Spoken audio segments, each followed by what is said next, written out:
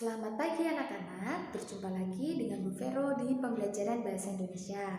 Hari ini kita mau belajar materi baru. Nah, seperti yang Bu Vero jelaskan di awal semester dan di video pembelajaran sebelumnya, Bu Vero hanya memberikan poin-poin penting saja atau materi yang penting-penting saja supaya kalian bisa memiliki waktu yang banyak untuk latihan persiapan ujian. Nah, hari ini Bu Vero juga akan memberikan hal-hal yang penting saja. Kalau misalkan kalian perlu informasi tambahan tentang materi yang kita pelajari, boleh menghubungi Bu Vero atau kalian bisa belajar mandiri melalui internet, melalui buku-buku. Nah, misalkan ada hal yang kurang jelas, boleh ditanyakan lagi. Tapi video pembelajaran kita hari ini hanya berfokus ke bagian penting saja tentang materi yang akan kita pelajari, materi baru. Nah, Bu Vero harap kalian bisa mengikuti pembelajaran ini dengan baik ya, dengan penuh semangat dan semoga kalian selalu dalam keadaan sehat. Kita mulai pembelajaran kita. Hari ini kita mau belajar tentang teks inspiratif. Sebelumnya, pernahkah kalian mendengarkan atau membaca kisah-kisah hidup seseorang yang kalian merasa ini sangat bagus, ini memotivasi, ini memberikan dampak positif dalam kehidupan kalian? Tentu pernah ya.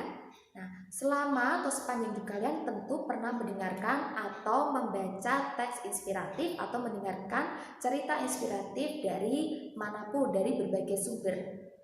Hari ini kita akan memperdalam apa itu sebetulnya teks inspiratif.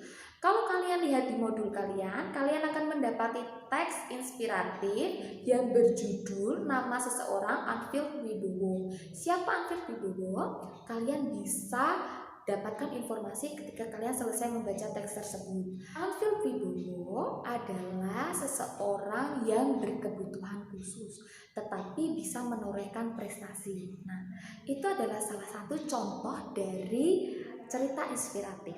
Inspirasi menurut Kamus Besar Bahasa Indonesia adalah ilham.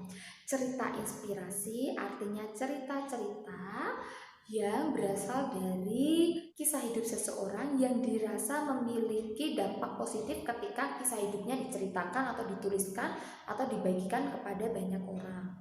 Nah, jadi teks cerita inspiratif adalah teks yang menyuguhkan cerita inspiratif kepada semua orang tentang kisah hidup seseorang yang dirasa memiliki dampak baik. Nah, tujuannya, tentu ada tujuannya ya, kenapa teks inspirasi ini ada.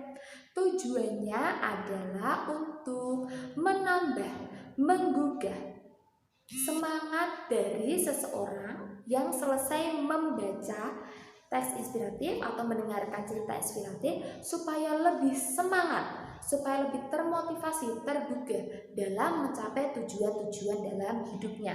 Nah, itu tadi tujuan dari teks inspiratif. Cukup jelas ya? Nah, kalau jelas kita lanjut ke ciri-ciri teks inspiratif.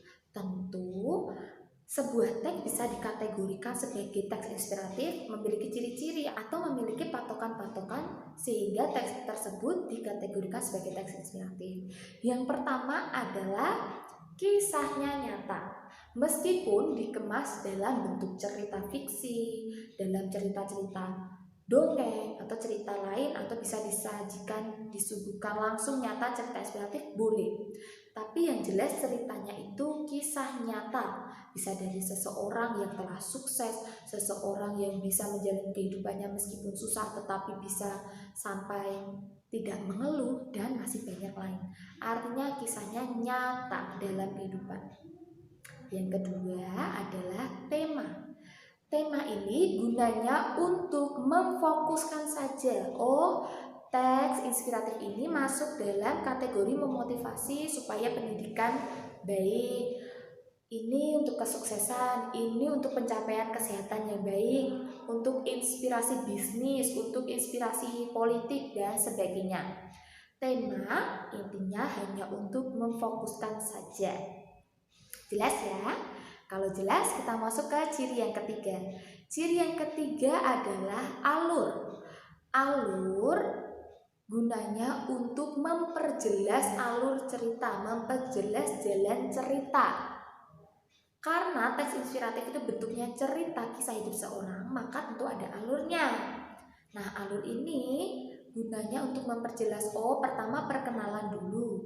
Perkenalan nama tokohnya siapa, keluarganya bagaimana, kisah awalnya seperti apa, lalu kenapa bisa memberikan dampak positif. Nah, kisah-kisahnya ini, perjalanan hidupnya ini, nah itu yang dirangkai sehingga bisa memotivasi banyak orang.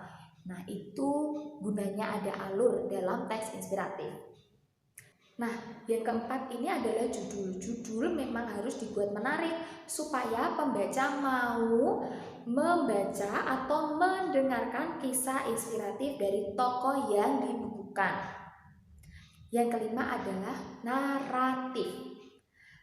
Dibuat cerita menggunakan bahasa yang baik, menggunakan bahasa yang mudah dimengerti, bahasa yang lugas, yang jelas, yang memotivasi, yang memberikan semangat. Nah, bentuknya harus cerita. Ada ketika masalahnya muncul, lalu penyelesaian masalahnya seperti apa, lalu kesimpulannya seperti apa. Jadi seperti betul-betul bentuk cerita.